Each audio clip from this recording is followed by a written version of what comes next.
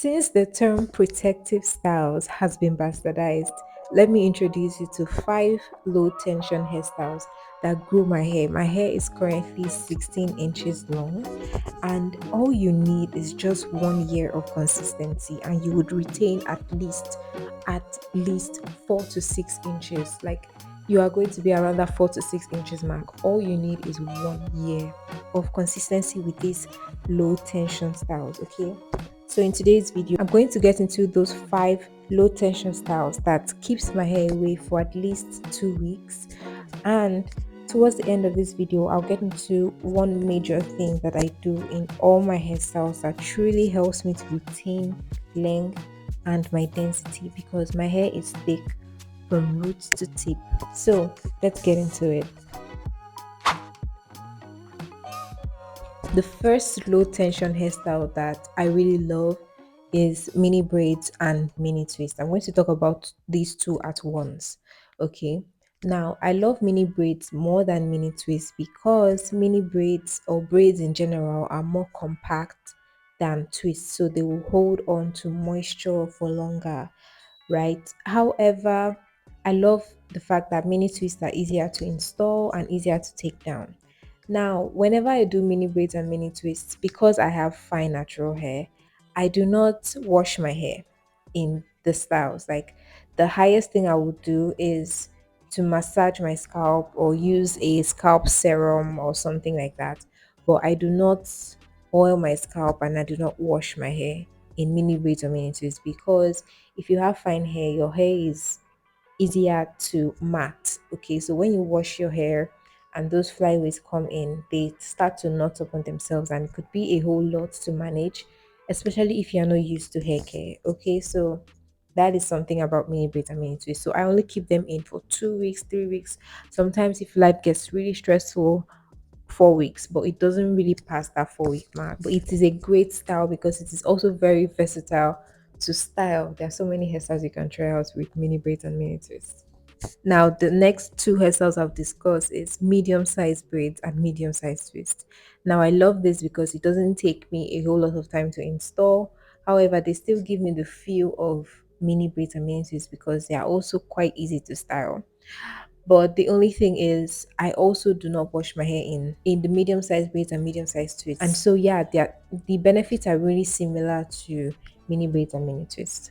So now the next one I love, the fifth one is jumbo braids or chunky braids. I do not like chunky twists or jumbo twists because I don't feel it looks good on me. Maybe if my hair gets really long, then maybe. But I love jumbo braids and jumbo twists, which is what I am installing as you are watching this video.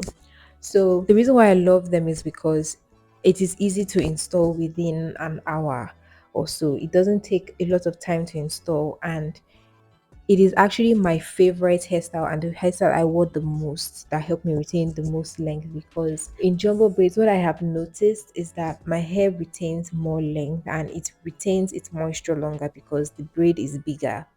I don't do jumbo twists, so I can't say the same for twists, but in jumbo braids, because the braids are big, the moisture retention is also more in the braids. And the only issue with jumbo braids is that it's not that easy to style, but it's really good for leg retention. It is the one I recommend the most. Now, another hairstyle that I love, but it is something that only lasts me for around a week, is a high puff. So, one thing I do is I blow dry my hair and then I pack it up into a high puff and I leave it in that high puff for a week because I do not plan to touch my hair too much. Okay, so the longer my hair gets, then I'll be able to do a high puff with twist, I'll be able to do a high puff with braids or whatever. But for now, my hair shrinks up so much that even though it's 16 inches, it looks like it's like 8 inches. So it can't reach like the top of my head in the fullness that I like. So for now, anytime I want to do a high puff, I need to blow up my hair or at least stretch it before I do that. So a high puff is also really good because your hair is out of your face, it's out of your neck, it's out of your everything, your clothes. So it just remains in that high puff state and you are going to be able to sleep well. Okay, regardless of if you sleep on your back or your side, you'll be able to sleep well with a high puff. So a high puff is also a very good low tension hairstyle. Now, the reason why I did not use the term protective style is because protective styles has been bastardized, right? People will tell you they're protecting their hair even though they have to pop paracetamol and ibuprofen after doing the style. Like it is now crazy. This is 2026. It's now crazy the way people have turned the term protective styles.